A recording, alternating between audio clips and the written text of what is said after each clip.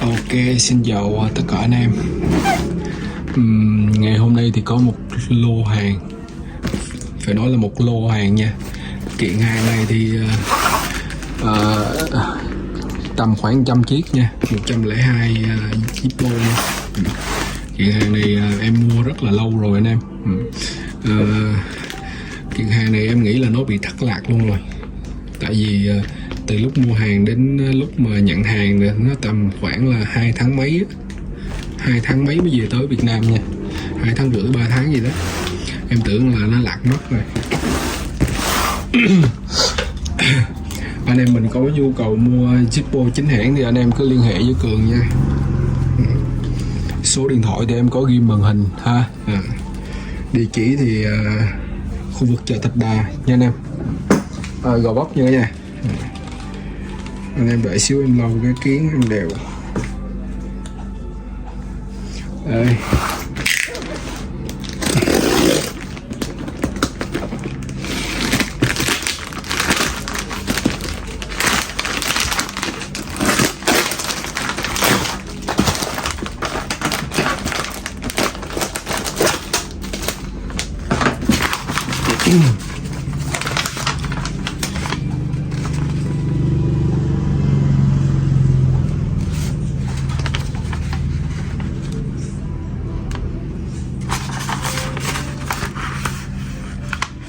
Đây anh em, đây kiện hàng này là từ ngày 12 tháng 6 nè.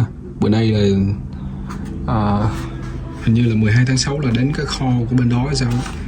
Hôm nay là 14 tháng 7 là nó nằm ở bên cái kho này một tháng, và một tháng nó bị thất lạc nữa. Cái cục hàng này thì em mua từ Ý nha em.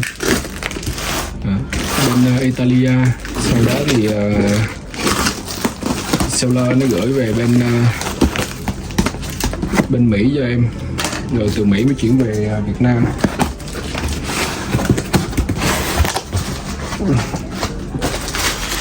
Trời ơi, hiện tại là cái cục hàng này nó hơi bị lộn xộn anh em. Là bên không phải là bên seller mà là bên vận chuyển. Bên vận chuyển nó gỡ ra nó kiểm tra xong rồi nó không có bọc lại, nó bỏ tùm lum như thế này nè. Nói chung là hiện tại thì em đang đi bên cái chỗ gọi là cái chỗ vận chuyển mới, nên thành ra nó kiểm tra đây. Bên seller là nó gói như thế này hết nè, nhưng mà bên vận chuyển là nó mở ra nó kiểm tra, nó không có kỹ lại. Rồi, nguyên cái lô hàng này là chủ đề quân sự nha, đa phần là chủ đề quân sự, tàu chiến, hải quân ha. Ở đây là một chiếc tàu nha anh em, tàu 594 nè, 1994 nha. Lô hàng này khoảng 100 chiếc nha.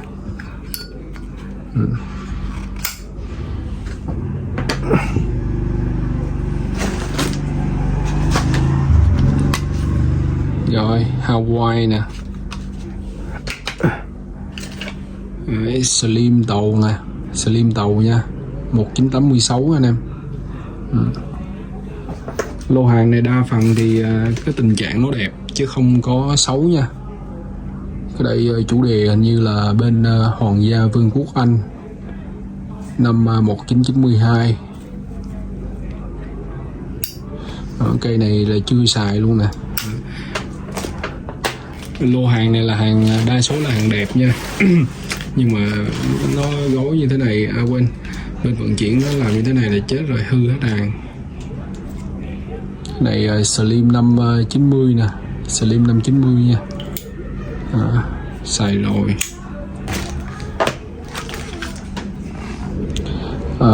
USS hải quân tàu chiến nha.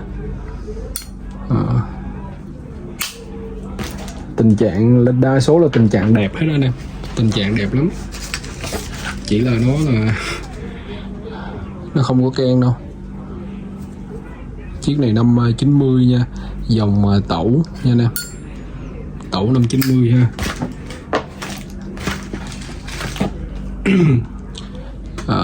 Chủ đề Mỹ, cờ này năm 92 nha anh em. Hàng này thì giá nó sẽ dao động từ vài trăm trở lên nha anh em. Chủ đề quân sự nè, hình như là phi đội bay VS-31 nè, 1990 ha. Đợi đốt điếu thuốc anh em.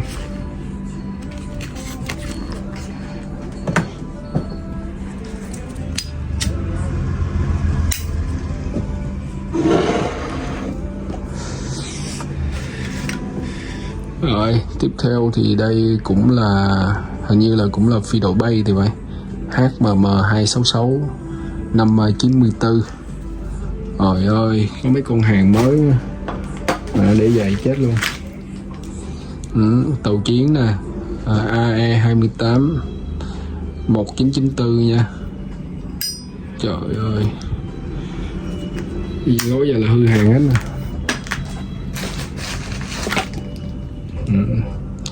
Một chiếc tàu sân bay LHD năm 97 nha. Trời ơi.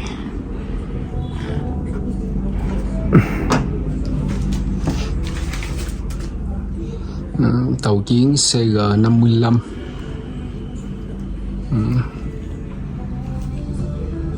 1992. Cái này giá bên nước ngoài nó bán anh em 80 đô hay sao á. Cái này cũng chưa xài luôn nè.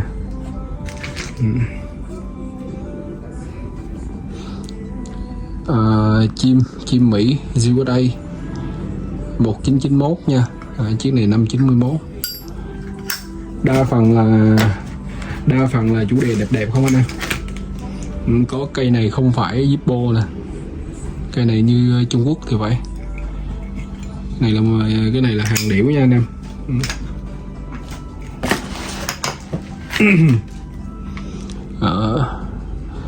Tàu bồn năm 92 nha, Brad Slim.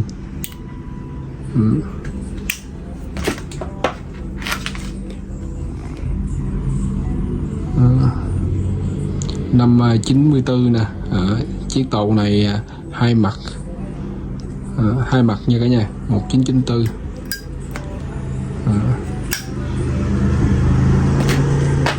Cái đó là cái đơn giá mà bên nước ngoài người ta bán, chứ không phải là người ta bán cho em giá đó đâu nha cả nhà.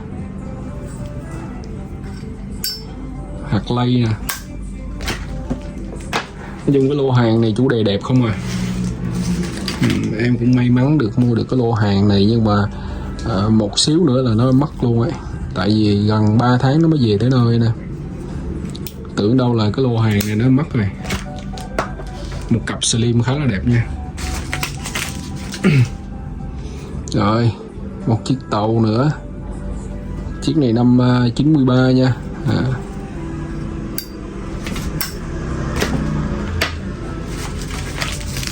Đây nguyên mẫu là sau lơ nó gói như thế này nè. Bên vận chuyển nó chơi nó lột ra ác ghê á. Nè, năm 1988 nha. Cây này chủ đề Liberty, nữ thần tự do. Cây này em nghĩ là còn đẹp lắm nha. Cái này là dơ thôi. Dơ nha.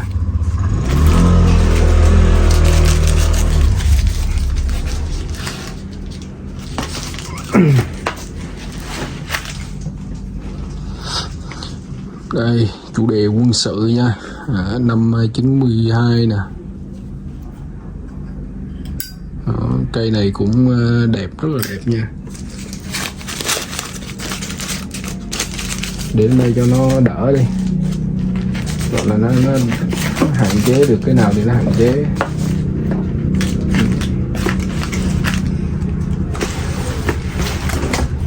Tàu nữa nha anh em, tàu CG61 năm 91 nha. Năm 91 ha.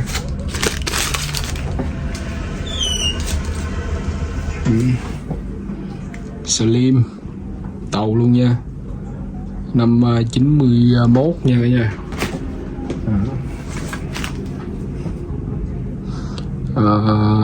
Quân sự nói về hình như là cái Thủy quân lục chiến. Tiểu đoàn 3 thì phải năm 97 ha.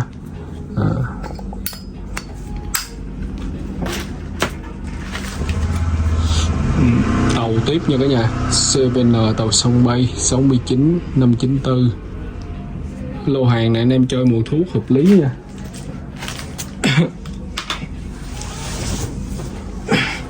Tại vì đa phần cái lô hàng này là nó ở trong cái tình trạng đẹp không anh em, nó không quá xấu nha.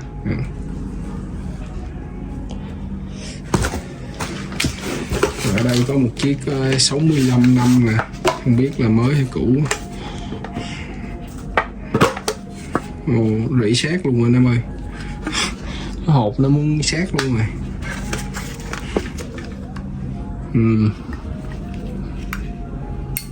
Ok, mới nha, 65 năm nha, kỷ niệm 65 năm thành lập Zippo anh em.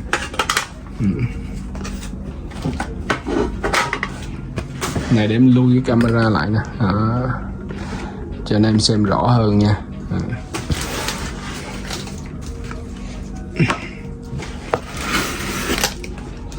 Rồi đây một chiếc tàu Canada nè, Canada nha, Niagara Falls Ontario nè.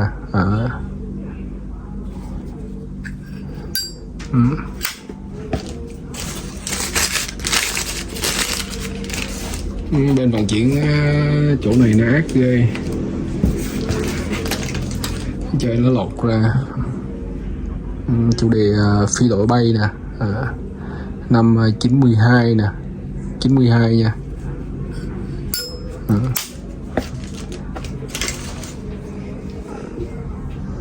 Tàu Slim CV67, tàu sân bay. Slim trung niên anh em ơi, Slim trung niên nha, trung niên bao nhiêu thì em không rõ nha.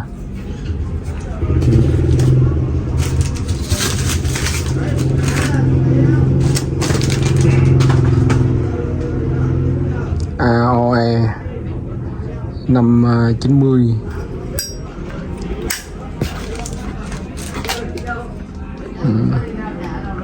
HB Chrome nha, Hybrid Chrome 594 tàu chiến.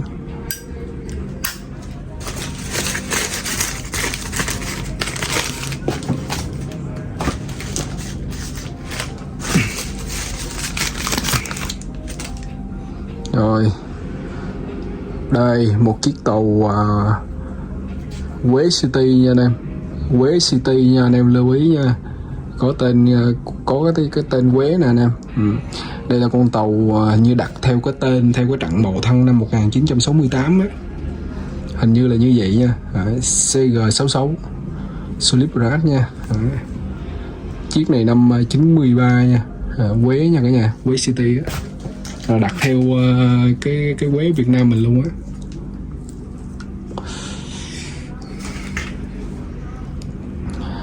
Chiếc này là Goodyear năm 77 nè.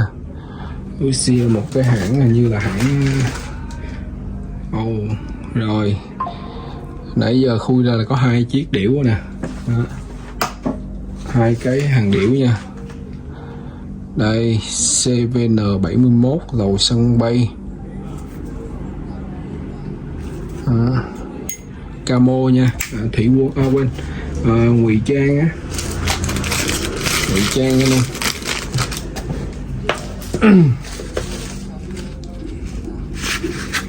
Cái này là nó thiết kế theo cái kiểu quần jean nè.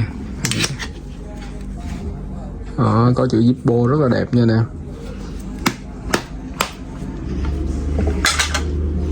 Này hàng mới nha, new nha em. Nó làm y giống y luôn anh em ơi.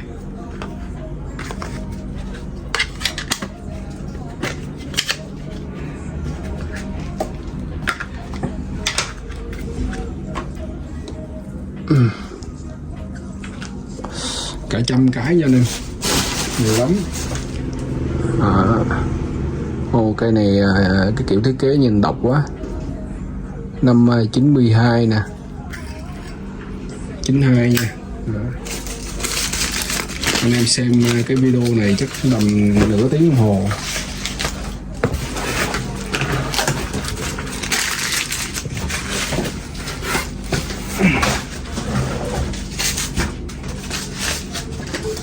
em dọn kia qua một bên rồi để em quay cho rõ đây. Rồi tàu chiến nha, đây là như tàu ngầm nè, SSN 703 năm 96 nha.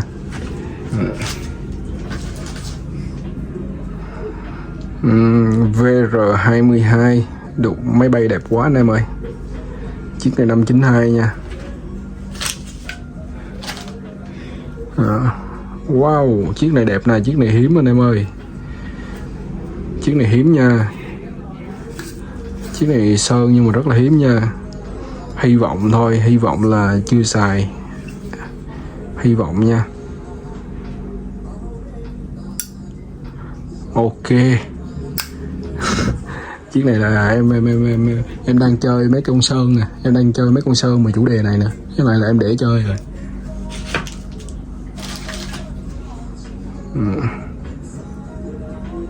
91.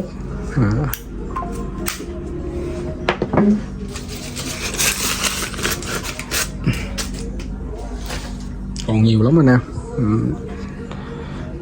Slim tàu chu niên, chu niên 80 mấy nè anh em, 198 nè anh em thấy không? Cái số cuối cùng là nó hơi mờ nha, nhưng mà mấy số trước khá là rõ anh em. Để em coi cái ruột của này thử là năm bao nhiêu. Khả năng rơi vào năm 89.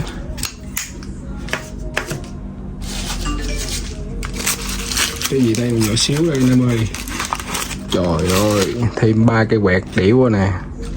3 cái đĩu rồi nè.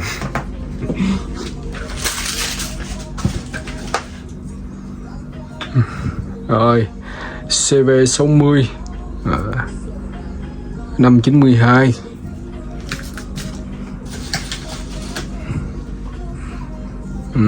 Tàu LHA4 năm 94 nha.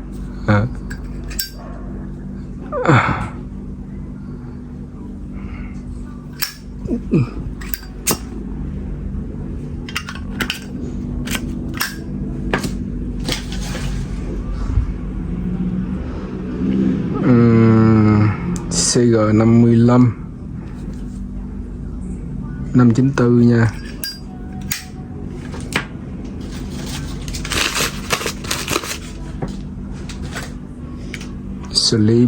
Slim tàu nha anh em. 77 1977 nha. John Kennedy. Tên của chiếc tàu này là tên của vị tổng thống anh em.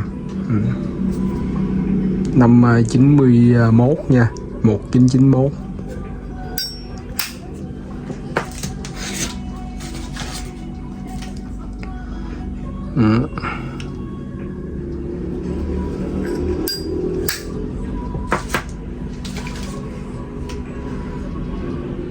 Chiếc tàu này cũng lạ ghê. Năm 94 nè.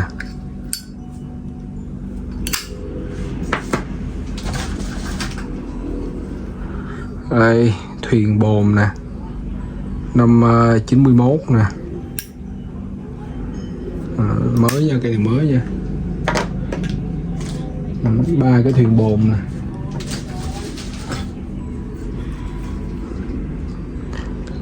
Tàu sân bay thì vậy. 91 nha.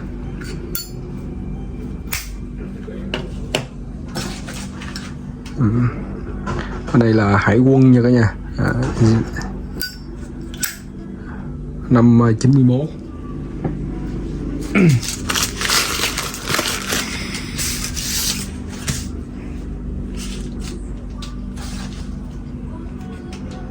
CG34 Slim, tàu chiến 1991.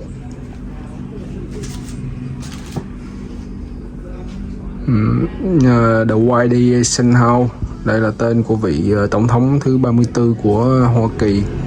Zippo năm 90. Tàu chiến, bụi không. CVN Roosevelt, như là đây cũng là tên của vị tổng thống nha. Đây, hai mặt rất là đẹp nha anh em. Đa phần thì hàng đây thì nó ở tầm ở tình trạng đẹp đổ lên nha, nó không có xấu. DD 978 nè.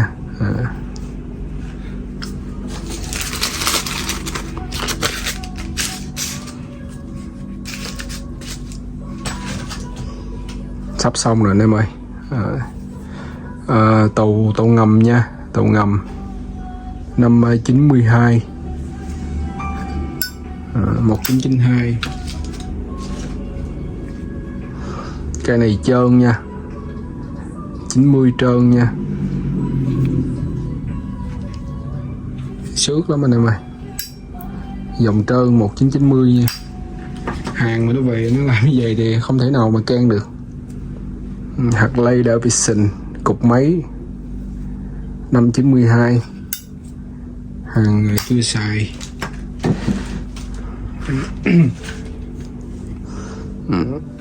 Tàu cá mập sắt 89 nè, 589 nè.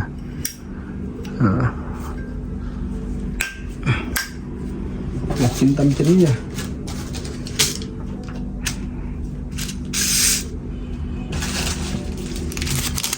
Đây nó gỡ, còn vài cái nó chưa gỡ nè. Tàu mà nằm ở trên cái kiểu như midnight như thế này thì cũng ít lắm anh em. Ok, chưa xài nha, hy vọng là lau chùi xong là nó đẹp.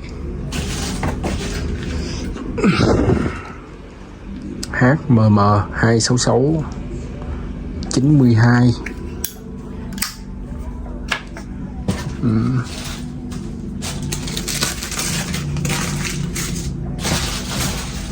Không còn chỗ để nè. Đây, chủ đề quân sự nha, năm 9 mấy nè, hai mặt nha. Hai mặt nha anh em. Cái này là nó bán ở bên đó 200 nè.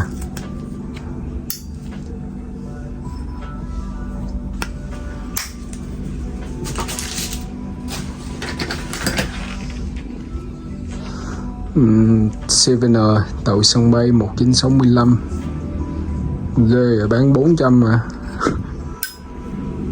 Mới nha, cây này mới.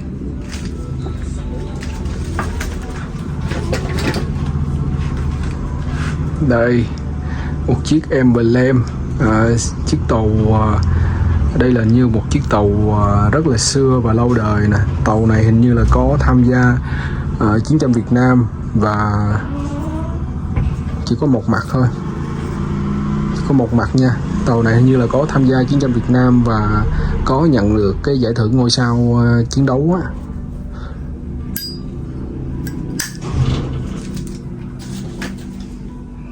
Rồi, chủ đề gì đây? Đầu lâu Scout năm 93, hình như là cũng là quân sự anh em.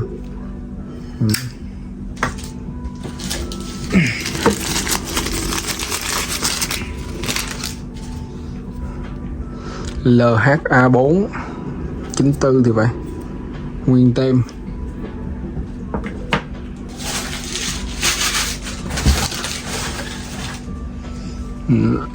Hơi lâu nha, DDG 95 995 tàu khu trục có tên lửa dẫn đường năm 94.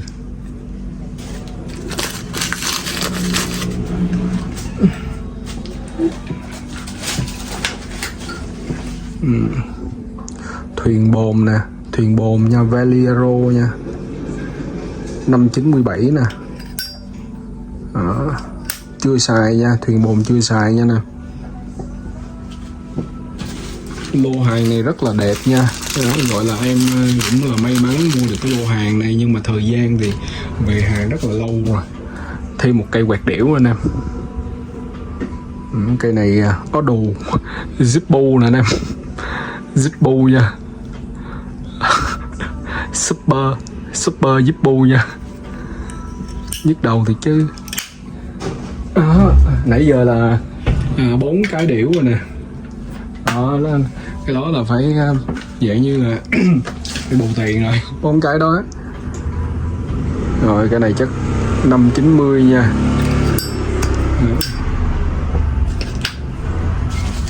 Lô hàng này là em mua, em chỉ nhìn cái mặt trước mặt sau thôi, thực sự là không có nhìn ruột nha. Không phải đâu, chỉ nhìn mặt trước thôi, chỉ nhìn như thế này nè, không nhìn ruột và không nhìn tình trạng luôn. Ồ, Thủy Quân Lục Chiến nè, cái này 592 mới không, xài rồi.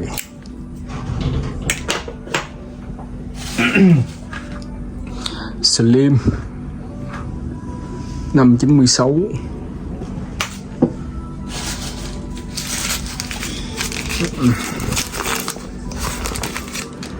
Tàu nha, tàu Brad 594.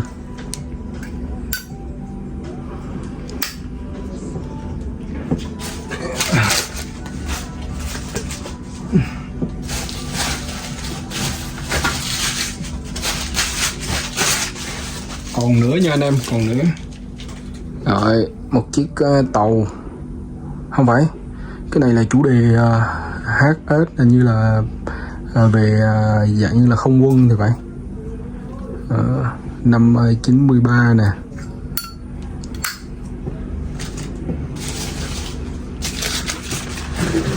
Điểm kéo nhẹ lại cái máy quay lại đây. Hết chỗ rồi. Quá trời nha nè. Đây, USS Zenger CV61, cây này đẹp quá, 592.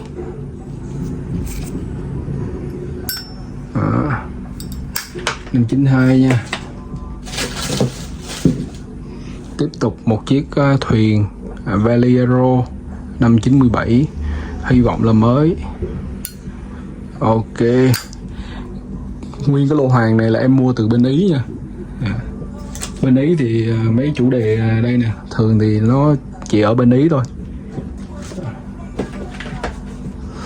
Rồi, một chiếc Slim năm 1978.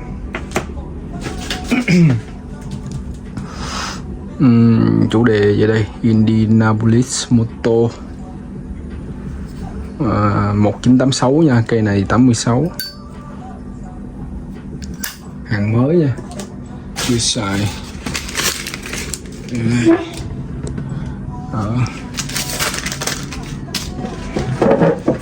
Hết chủ đề anh em ơi, full bàn luôn rồi.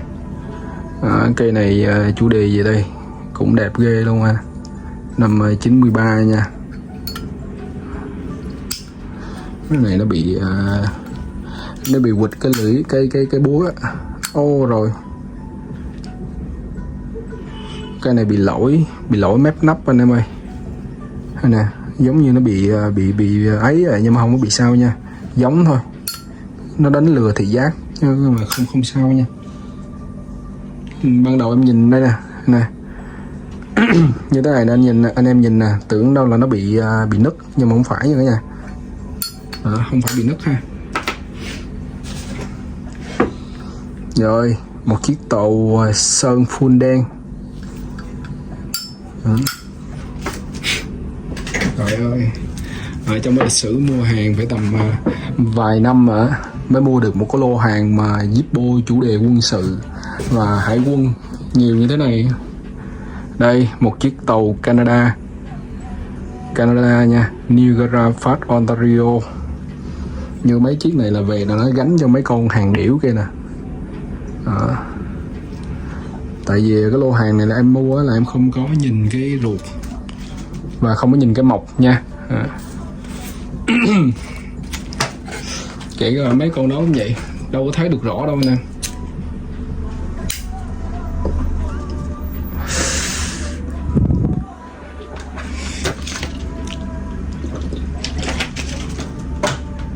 Rồi, tiếp tục một chiếc tàu hai mặt nè, cây này 594 nè. Cây này bên đó nó bán 30 đồng, hàng xài rồi.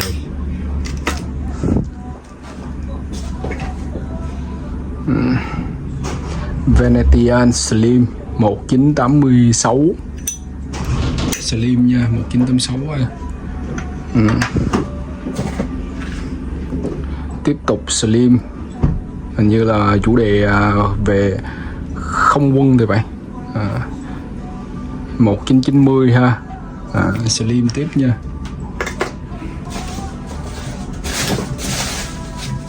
Còn khoảng tầm mười mấy chiếc nữa nè. Rồi đây LBH 12 593. Cây này đẹp. Trời ơi, hết chỗ để.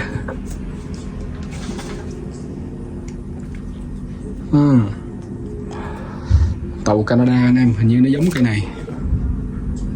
Đúng rồi, hai chiếc này là một cặp nha. Anh em nào chơi cặp Canada này là y bài luôn nè. Đây, Slim mà Canada mà như thế này là ít lắm đó nha cả nhà. Này nó đang bán bên đó 100 đồng nè. Cây này chắc là mới thôi, hy vọng mới nha. Để em lỡ rồi thì coi luôn cái ruột nè. Ruột 94 à.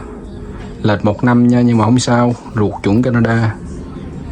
Đây, Niagara nè. Slim mà gọi là cái dòng Canada nè, có hay bị rớt luôn rồi nè mày.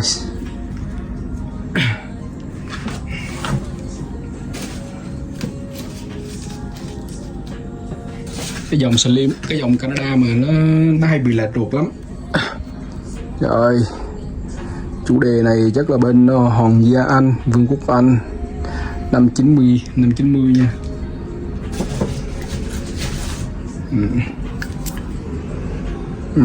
Chắc Canada nè, phải không? Không, Mỹ nha. Chủ đề gì đây nó hơi rắc rối đây.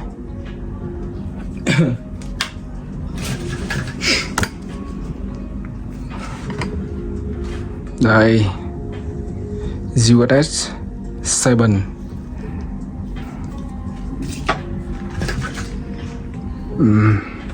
DD 974 nha.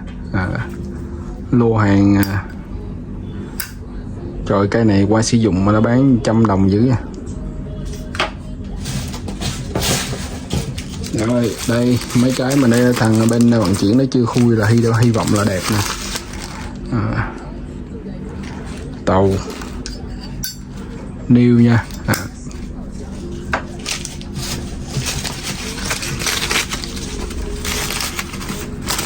Xem đó. USS LHA4 594. Này chắc trồng lên mấy cây sơn không có sao nha anh em. Trồng lên mấy cây sơn nó không có chày đâu nha, anh em yên tâm. Một chiếc tàu CG26.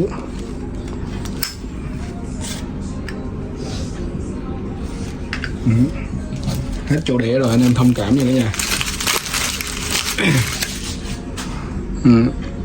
Một chiếc tàu Hybrid Chrome nha. Năm 95 nè.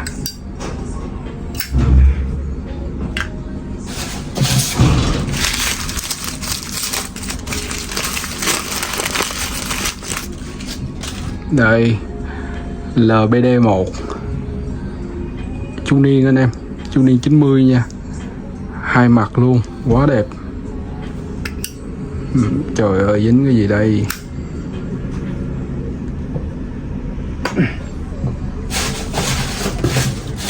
Vẫn còn anh em, vẫn còn nha.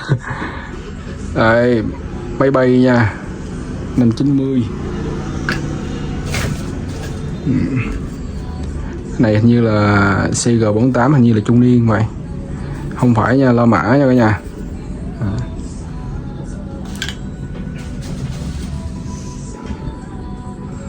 AD18 tàu Slim hai mặt năm 91.